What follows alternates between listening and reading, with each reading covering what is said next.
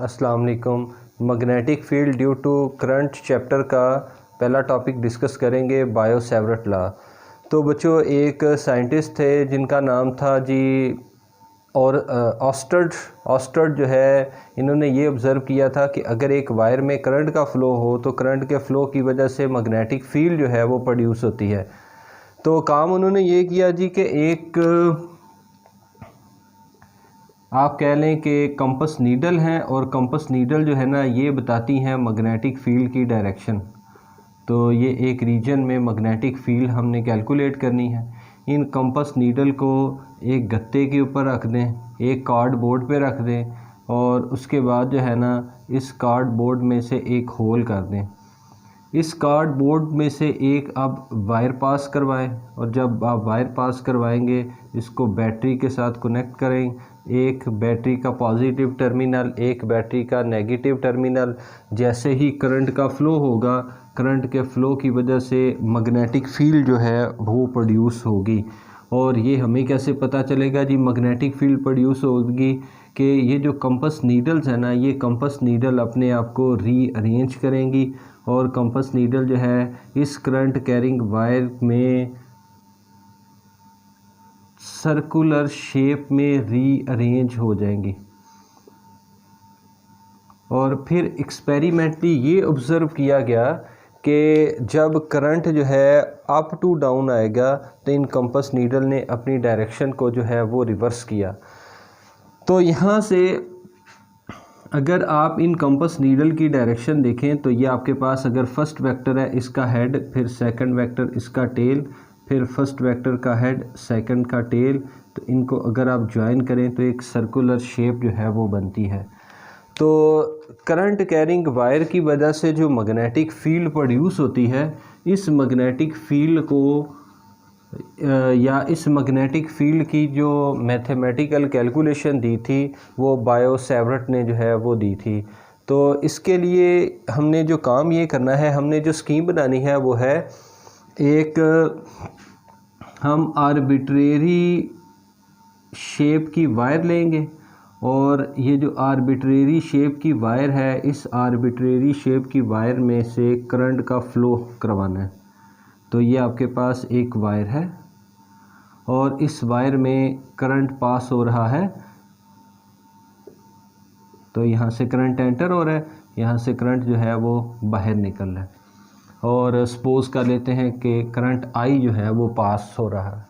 अब जब भी वायर में से करंट का फ़्लो होगा तो करंट के फ़्लो की वजह से मैग्नेटिक फील्ड आएगी। इस मैग्नेटिक फील्ड को कैलकुलेट करना है। मैग्नेटिक फील्ड को कैलकुलेट करना है इस वायर के नियर बाय पॉइंट पे। तो इसके करीब हम एक पॉइंट ले लेते हैं। लेट्स सपोज कि ये हमारा पॉइंट P है। इस पॉइंट पे हमने मैग्नेटिक फील्ड जो है वो कैलकुलेट करनी है। तो स्कीम हमने क्या बनानी है जी? Figure shows an arbitrary shape wire carrying current I. तो एक वायर है, इसमें करंट आई पास हो रहा है। We want to find magnetic field at a nearby point. तो इस वायर में से करंट के फ़्लो की वजह से किसी पॉइंट P पे हमने मैग्नेटिक फील्ड कैलकुलेट करनी है। नेक्स्ट स्टेप ये होगा, divide the wire into differential element DS, या आप इसका कोई भी नाम रख सकते हैं, DL या DZ रख सकते हैं। And take its direction in the direction of current. तो उसके बाद नेक्स्ट स्टेप हमने ये करना है कि ये जो करंट कैरिंग वायर है इसके करीब हम एक डिफरेंशियल एलिमेंट बनाएंगे। तो ये आपके पास जो है एक एलिमेंट है, इस एलिमेंट को हमने नाम दिया हुआ है DS।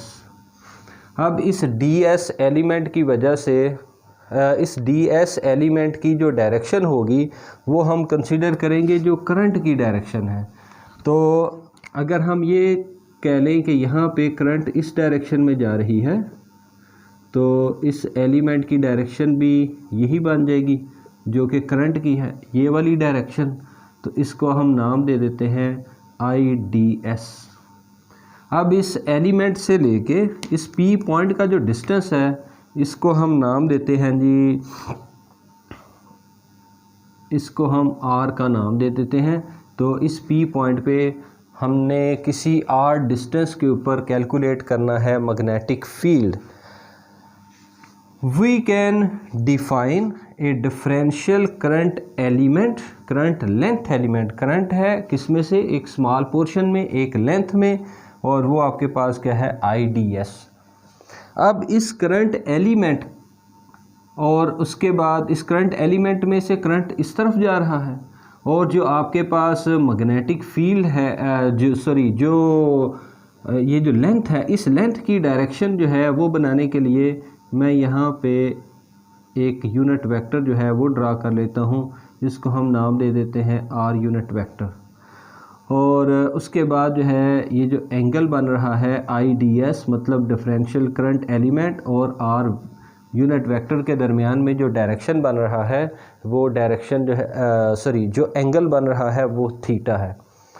अब बायो-सैवर्ट ने जो इस स्मॉल पोर्शन में से जो मैग्नेटिक फील्ड, इस स्मॉल पोर्शन में जो करंट पास हो रहा है और उसकी वजह से जो मैग्नेटिक फील्ड जनरेट हुई थी, उसकी मैथमेटिकल जो ऑब्जर्वेशन थी या मैथमेटिकल कैलकुलेशन जो थी वो किस तरह से होंगी वो हम लिख लेते हैं जी। तो पहली बात जो है जो ऑब्ज़र्व की गई, बायो-सैवर्ट ने जो पहली बात ऑब्ज़र्व की वो है the magnetic field,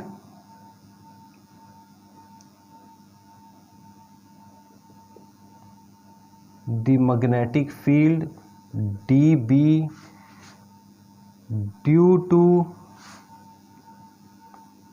current element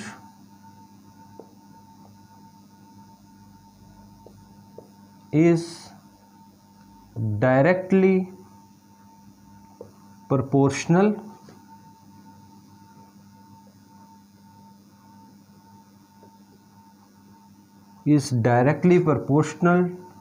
to IDS। तो पहली बात जो है वो क्या आ गई कि स्मॉल पोर्शन की वजह से जो मैग्नेटिक फील्ड है DB ये डायरेक्टली प्रोपोर्शनल है करंट एलिमेंट। तो जितना बड़ा करंट एलिमेंट होगा मैग्नेटिक फील्ड जो है वो उतनी ज़्यादा होगी। दूसरी बात जो ऑब्ज़र्व की गई वो है the magnetic field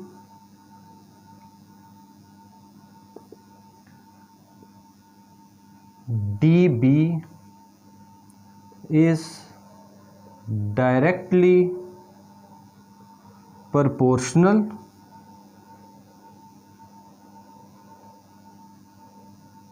to sine of angle theta between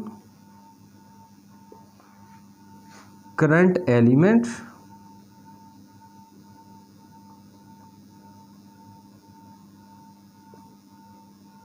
IDS and R unit vector. तो दूसरी बात जो है वो आगे जी DB is directly proportional to sine of angle theta. तीसरी बात जो ऑब्ज़र्व की गई वो है the magnetic field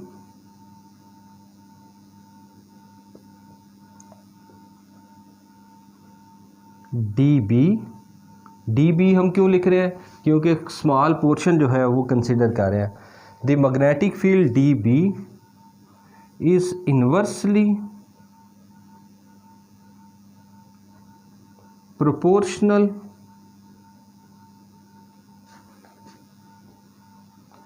to the square of distance from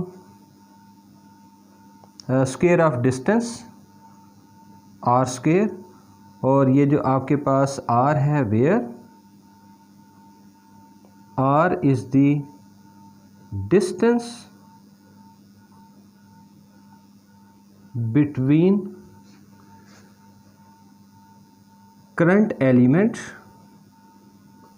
and point P। तो पॉइंट P और करंट एलिमेंट के दरमियान में जो डिस्टेंस है वो आपके पास है R। तो तीसरी बात क्या ऑब्ज़र्व की गई जी, DB is inversely proportional to R square. तो ये तीन फैक्टर्स बन गए, ये तीन ऑब्ज़र्वेशन जो है वो बनाई गई। अब इन तीनों को आप कंबाइन करके तो एक सिंगल इक्वेशन में आप इसको लिख सकते हैं। तो combining all these factors,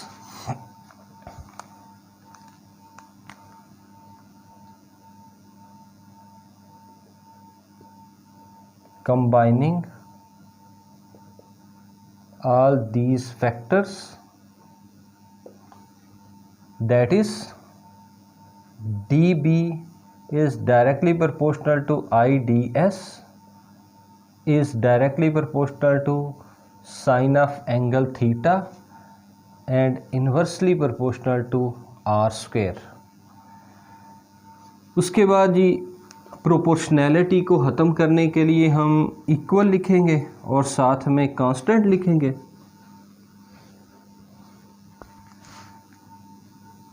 dB is equal to constant, और कांस्टेंट जो है वो है mu naught divided by 4 pi into IDS into sine theta divided by r square, where mu naught is constant called permeability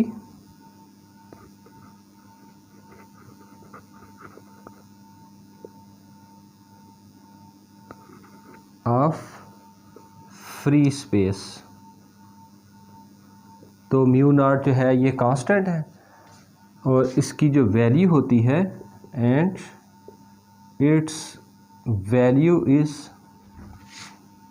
4 pi into 10⁻⁻⁷ tesla per ampere into metre. तो ये इसके constant या इसके आप कह लो कि इस कांस्टेंट के यूनिट जो है वो भी आ गए।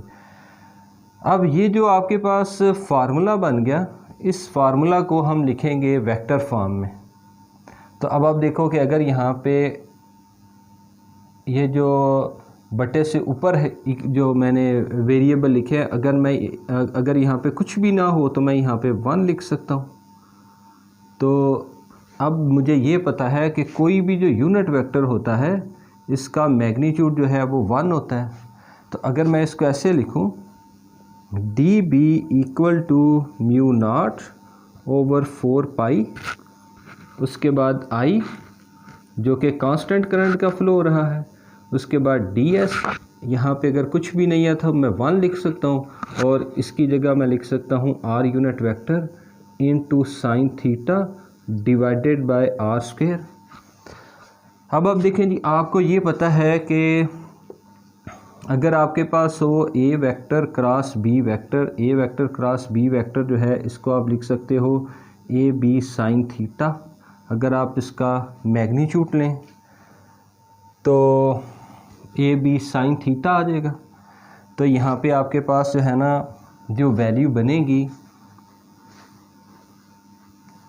इस इक्वेशन को मैं लिख सकता हूँ dB equals to mu naught I divided by 4 pi, और इसको हम लिख सकते हैं DS cross R unit vector divided by r square, which is magnetic field at point P due to current element. तो ये करंट एलिमेंट की वजह से मैग्नेटिक फील्ड जो है वो हमने बना लिया जी।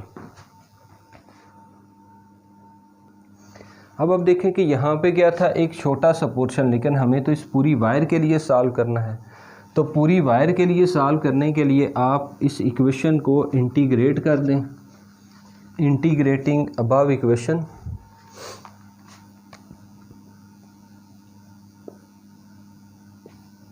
इंटीग्रेटिंग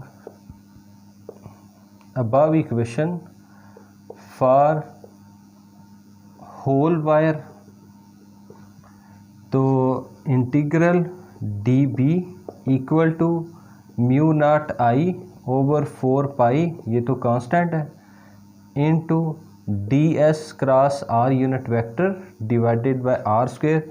तो डेरिवेशन इंटीग्रेशन कट गया, तो होल वायर के लिए मैग्नेटिक फील्ड आ जाएगी mu naught I over 4 pi integral ds cross r unit vector divided by r square. अच्छा जी बेटा, अब ये जो इक्वेशन है ना, इसको मैं इक्वेशन नंबर 1 बोल देता हूँ, इसको आप इक्वेशन नंबर 2 बोल दें। अब इक्वेशन नंबर 1 को हम एक और तरीके से भी लिख सकते हैं। तो इक्वेशन नंबर 1 जो है, इसको अगर हम लिखें तो हम इसको ऐसे भी लिख सकते हैं, D B equal to mu naught I over 4 pi into D S divided by R square. अब आपके पास आर यूनिट वेक्टर क्या बनेगा। अब देखो कि हमें ये पता है कि जो आर यूनिट वेक्टर होता है ये है vector divided by magnitude of vector. तो इस आर यूनिट वेक्टर की जगह हम क्या लिख सकते हैं, आर यूनिट वेक्टर की जगह हम लिख सकते हैं vector divided by magnitude of vector जो कि आर होगा। तो डी बी जो है इसकी वैल्यू क्या बनेगी, mu naught I over 4 pi into D S cross R vector divided by R square multiply by R, कितना बन जाएगा, आर क्यूब। तो इसको जो है आप यूनिट वेक्टर की बजाय वेक्टर फॉर्म में भी जो है या वेक्टर नोटेशन में भी लिख सकते हैं। इसी तरीके से आप इक्वेशन नंबर 2 जो है इसको कैसे लिख सकते हैं, इक्वेशन नंबर 2 में magnetic field B equal to mu naught I over 4 pi integral. अब बेटा आप देखें कि D S cross R unit vector की जगह क्या आ जाएगा, vector divided by magnitude of vector यानी कि आर। तो ये स्क्वायर से मल्टीप्लाई, यहाँ पे स्क्वायर से मल्टीप्लाई होके तो आर क्यूब जो है वो बन जाएगा। तो ये आपके पास जो है ये डिफरेंशियल फॉर्म, ये आपके पास जो है इक्वेशन नंबर 2 जो है वो integral form of Biot Savart law जो है वो निकल के आ गई।